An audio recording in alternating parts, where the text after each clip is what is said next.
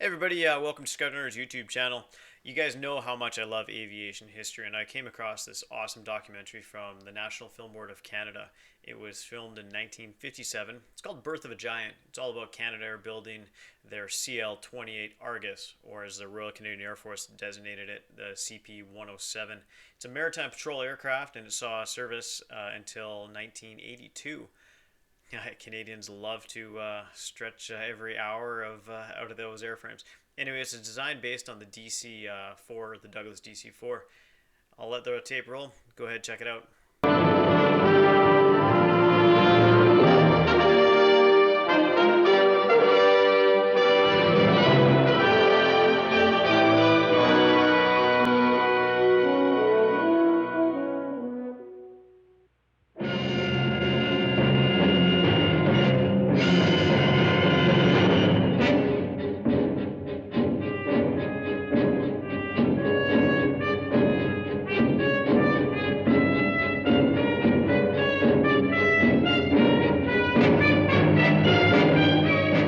Gentlemen, we need an aircraft capable of maintaining an anti-submarine patrol over any area of the North Atlantic which may be assigned us by NATO. It must be able to reach the patrol area quickly, stay on station at low altitude, and return to base with adequate fuel reserves. It must be able to do this while carrying more than 2 tons of submarine detection and navigation equipment and more than 4 tons of new underwater attack weapons. Notes from a meeting held between the Royal Canadian Air Force and Canadair Limited, Montreal, 3 years previously.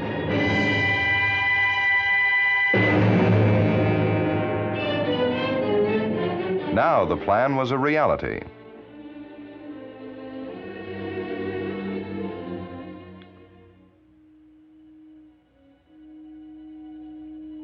First, a British passenger airliner had been redesigned to become a submarine hunter and killer.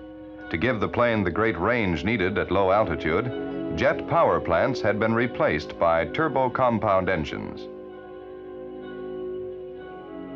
In the nose section, room had been found for airborne radar. The tail section had been altered to house secret detection apparatus.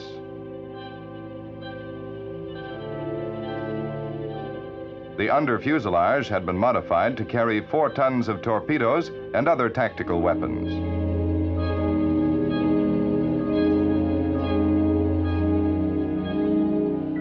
Starting as a polished mahogany model, she would be known as the CL28 until her actual test flight, 725 scheduled days later.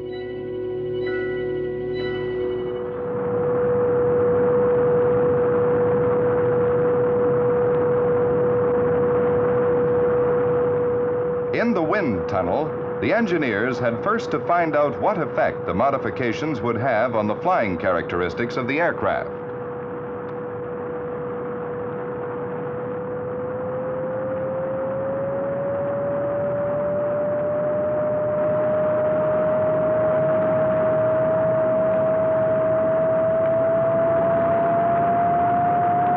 A man-made wind, a wooden model, a few tufts of ordinary wool, and the behavior of an aircraft over the North Atlantic can be seen and measured in the laboratory.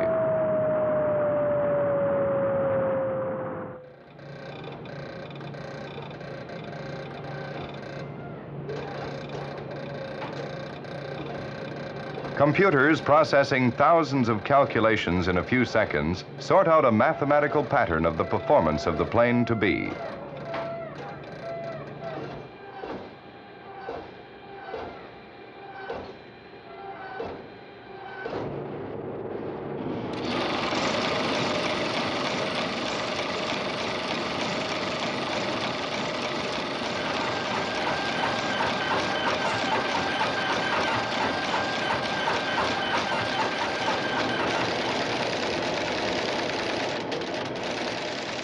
For stress engineers like Eric Aubry, answers to the ever-present problem, have I taken every contingency into account? Vertical load, side load, deflection, material fatigue, skin stress, so many things to be considered.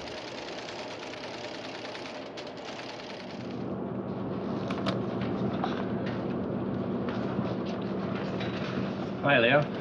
Hello, Harry. I got the drawings for the nose structure here. You get those final loads yet? Yes, I've got them right here. Good. How do we make out? Well, in taxiing, we've got 70,000 pounds acting up here, although this is a pretty severe condition. I see. Although most of the load will be taken by the bulkhead around here. Well, that's no great problem. How about the side loads due to severe braking? Oh, well, we've got a side load transmitted through this bearing here. I think we'd better consider the design of this bearing pretty carefully, since all the undercarriage loads go through it. Also, we shall get some skin buckling around this corner here. That better not be permanent, eh? No, no, no. It'll go back all right. Now, this value for the side load,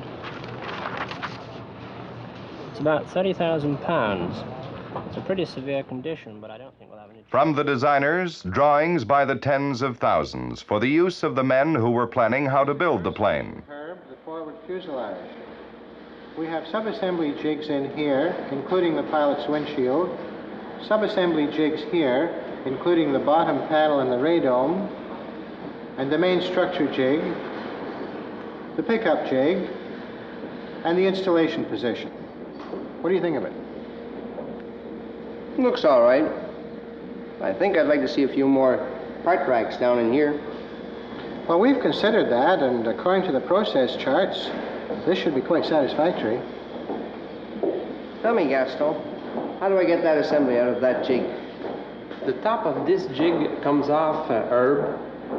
Then the crane will lift the component overhead and over the wing panel assembly jig, over the main jig for the wing complete, to reach the joining position here.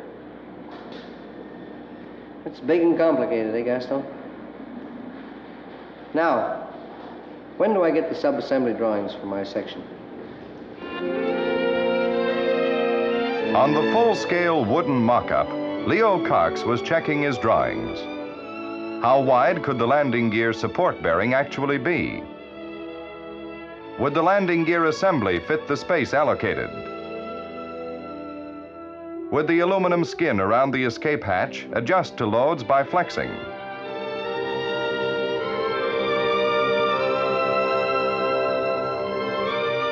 Mock-ups help the designer to see how his ideas come off the flat drawing paper into three-dimensional structures.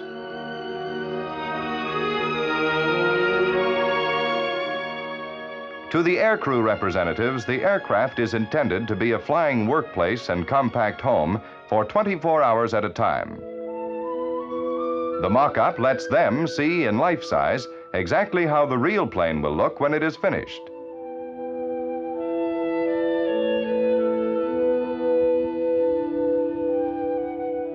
They can try out on the flight deck the accessibility and convenience of the working areas and speak for the hundreds of aircrew who will actually live in the finished aircraft.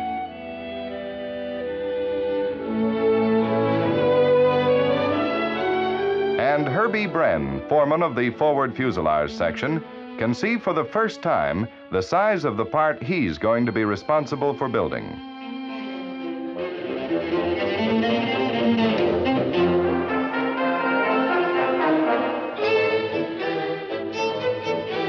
All materials and components for the aircraft itself are obtained from the North American continent, as far as possible within Canada.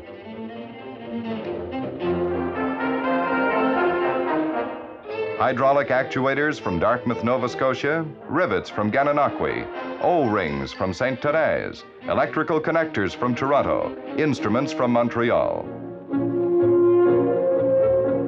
From the procurement division, word of the CL28 goes out to manufacturers and suppliers all over the country.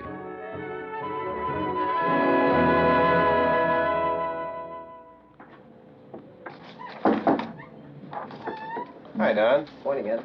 What's your problem? Design Engineering just released this drawing of the windshield frame. What's it look like? They're asking for magnesium sandcasting. Oh, boy. It's a highly stressed open-faced frame, built up of thin walls and webs. I think it'll be a real problem for any foundry. Yes, I can see that. We haven't got too much time on this, Don. Do you think a Canadian foundry can handle this one? Well, none of them have tried it as yet. The Robert Mitchell people down the road could tackle it. They're nearby, and we'll need a lot of liaison on this job. Well, I suggest you go down there and bring one of our engineering fellows with you. And I'd like to know how you make out. Fine. And by the way, Don, I better get down there this afternoon. Right.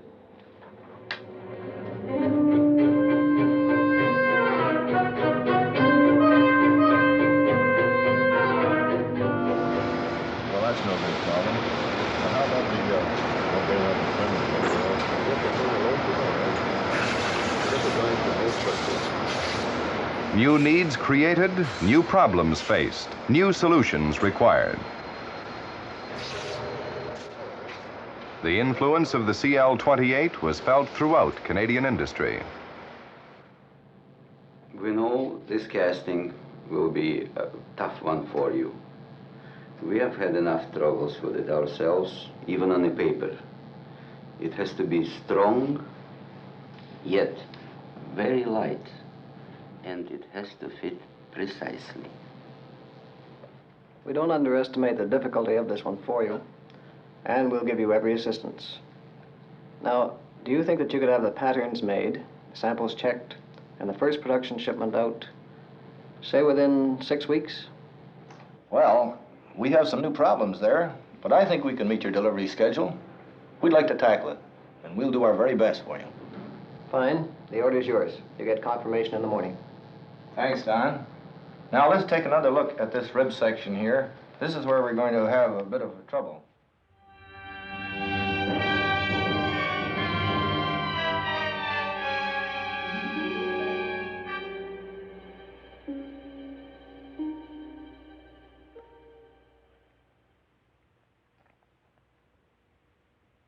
Finally, materials are stockpiled and machines laid out, as planned on the production flow model. The factory is ready to start.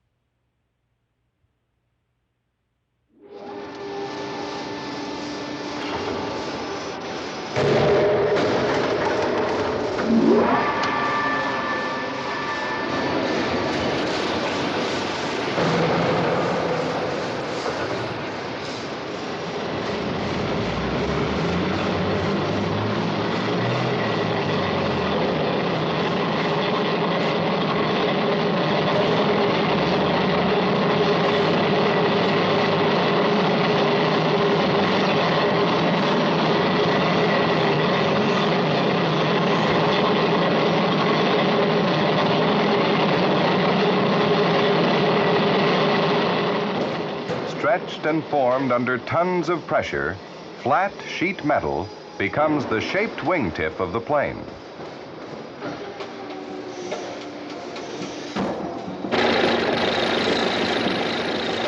The landing gear support bearing takes the shape finally determined for it, accurate to the 1,000th part of an inch.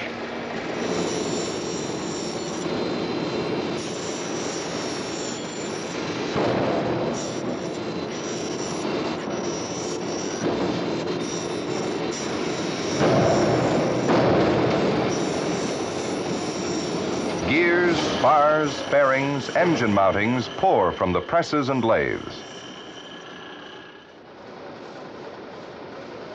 After the start of design and until a military aircraft is completed, tactical needs can sometimes alter. The mock-up is continuously used to check the feasibility of new ideas. It's quite obvious from your study that the horizon visibility cannot be maintained in the steep angles of bank required by the revised tactical requirements. I've checked the cockpit in the mock-up aircraft, and there's a definite blind spot. An extra window is required in this location. Ev, it's essential that Canadair incorporate this change on all aircraft. Mike, how far on are we with fabrication?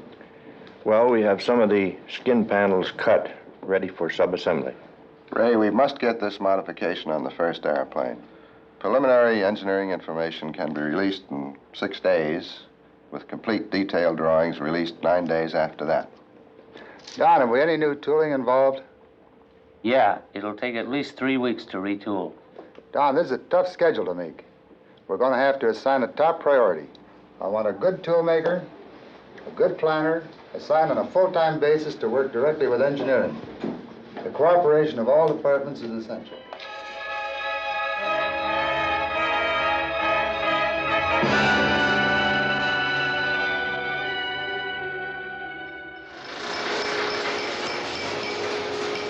On the main sub-assemblies, work keeps moving even while modifications are being incorporated.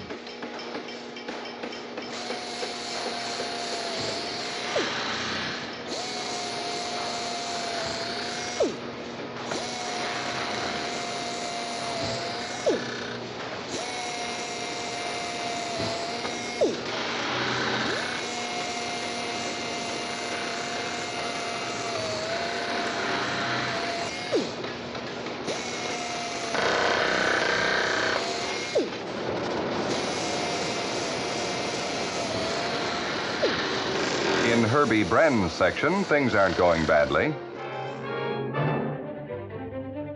Not too many rejections. Most components on schedule.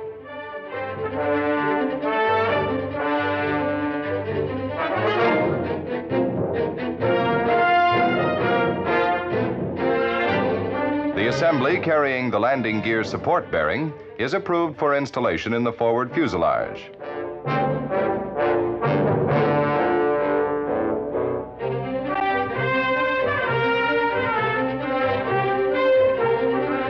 Even the modified cockpit upper window won't hold things up much. It's in time to be fitted into place in the jig.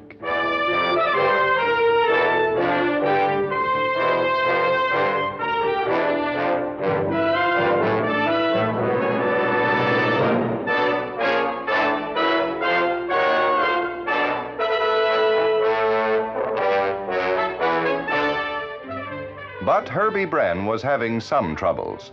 The windshield casting hadn't arrived yet. If his section was to keep on schedule, he needed that casting, and soon. He'd been telling that to production control every day for a week now. Stan Russell had done all the usual checking, but today he went off to see procurement himself. Hi, Ed. Uh-oh. Stan, I know what you're after. It must be that windshield frame casting. Right first time, Ed. Old Herbie Brenn's gonna blow a fuse if we don't get that casting down there pretty soon for him. Well, that's been a mighty tough job for Robert Mitchell, Stan. Watson here. Ed Alderman speaking, Norty. Hi, Ed. How are you? Oh, not bad. What's new on those windshield frame castings? Well, we cast 12 more today. How'd they look? The first 6 worked in heat treatment. Oh, for Pete's sake, not again. Yes, but I think we've got it now. The X-ray plates look good. And if they're all okay, we'll ship them to you on Thursday. Thanks, Norty. Bye. Well, that looks a lot brighter, Stan. They've promised to ship us good castings on Thursday. I sure hope they do, Ed.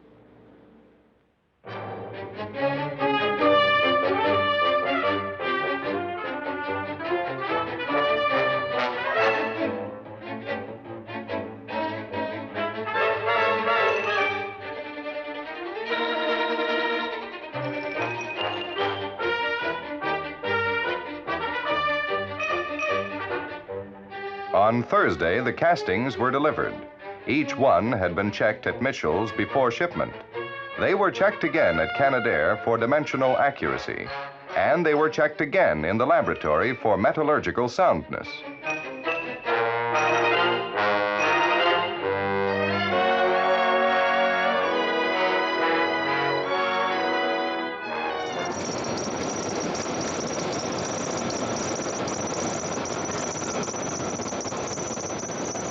After being rushed through the plant, the first pair of windshield frames were at last installed on the forward fuselage.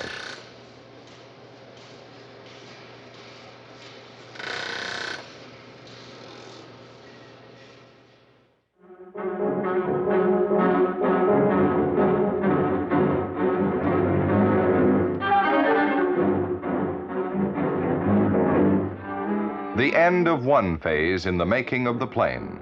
the end of seeing only bits and pieces of the aircraft, and the beginning of putting the parts together.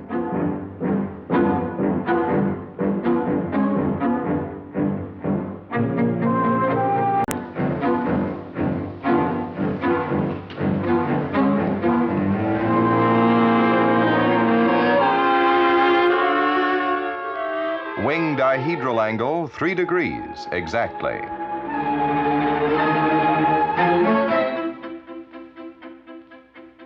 Alignment of the wing to the fuselage, precise to the fraction of an inch.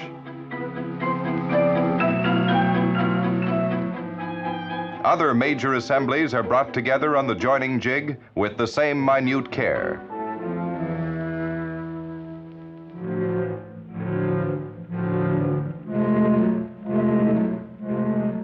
The men who built the subsections see them come together for the first time.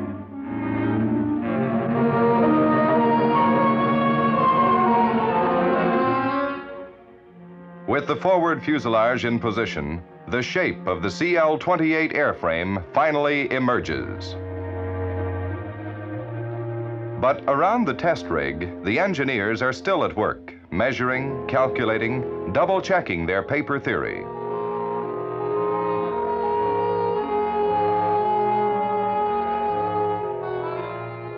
Will the loads transmitted through the support bearing on landing be as calculated? Will the skin around the escape hatch behave as they thought it would? Stand by. Increase the load.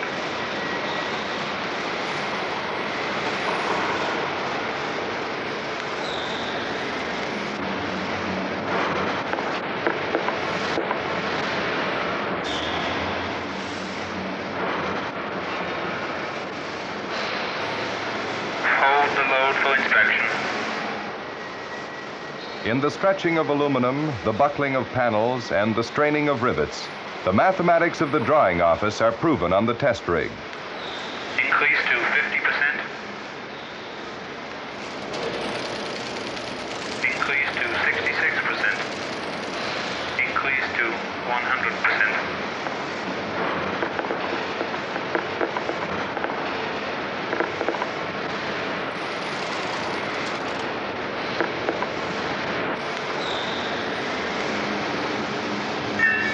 Load. The structure must not only survive, but go back into shape when the load is released.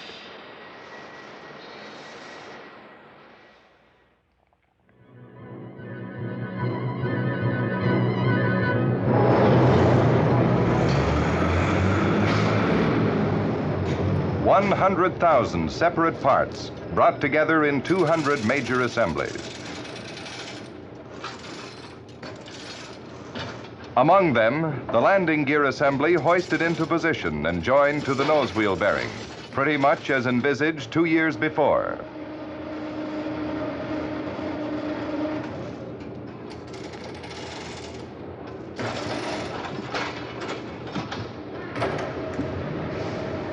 Other parts and assemblies are joined together. Air screws, the main undercarriage, ailerons, flaps, 60 miles of electrical wiring.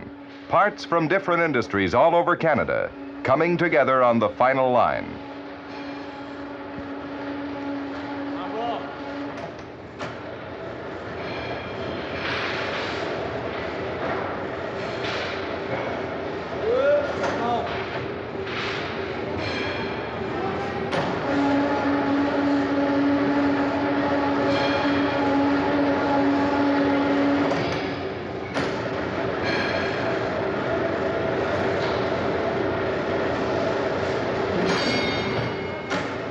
"75 tons of metal, rubber, wire, electronic tubes, and plastic are gradually becoming a complex integrated whole.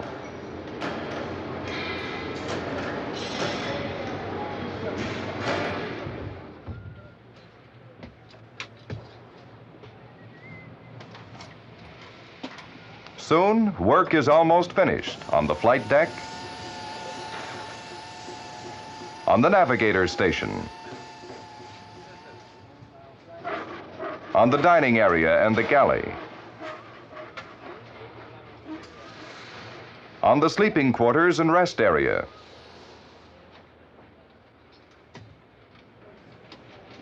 on the main electrical panels, and on the installation and testing of the tactical devices.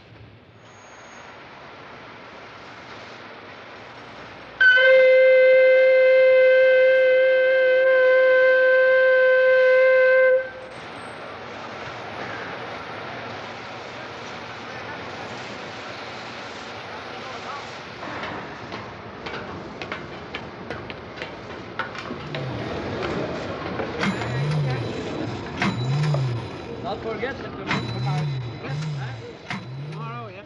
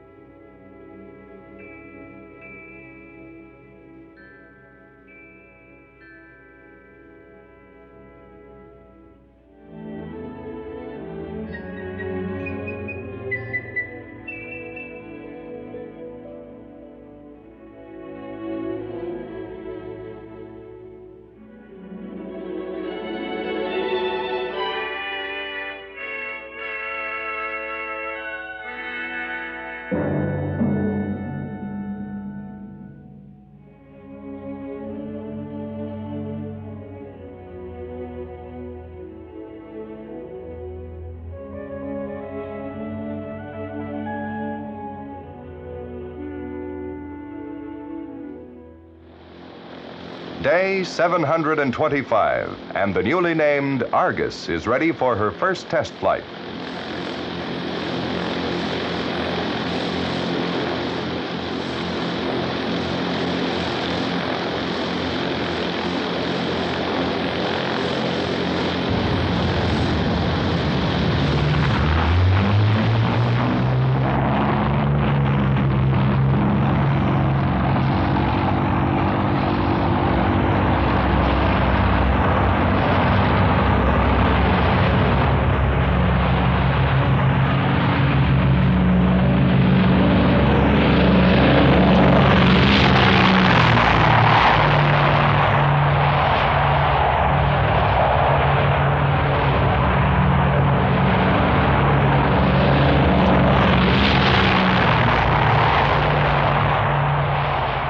The product of years of careful planning and of the many skills of 10,000 men, the Argus is borne aloft at last on the invisible ocean of air that is her element.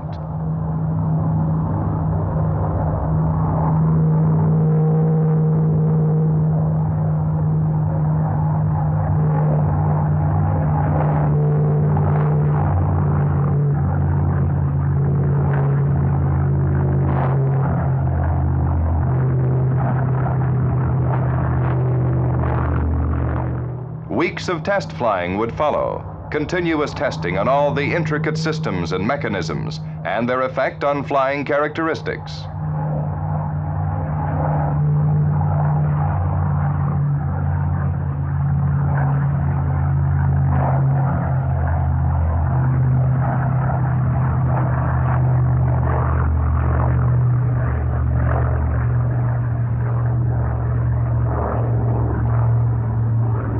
Finally, 6 months after the preliminary test flight, the first Argus was handed over on schedule to the Royal Canadian Air Force, and a new anti-submarine weapon was available for NATO duty.